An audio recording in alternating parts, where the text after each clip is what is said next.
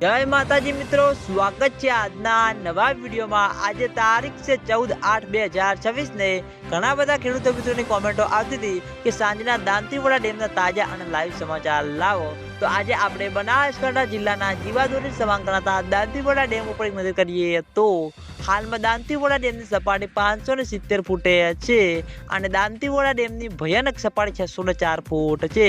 અત્યાર સુધીમાં દાંતીવાડા ડેમ 25.94% ભરાયેલો છે।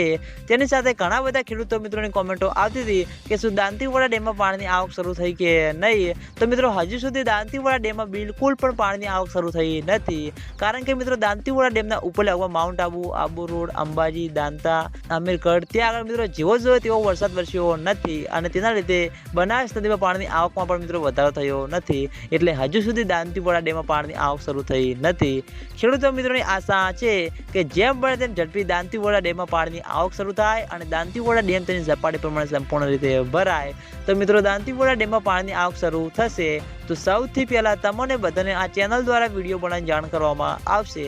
એટલે તમે બધા અમારી ચેનલ ઉપર નવા હોય તો વિડીયોને લાઈક કરી દેજો, કોમેન્ટ કરી દેજો અને ચેનલને સબસ્ક્રાઈબ પણ કરી દેજો।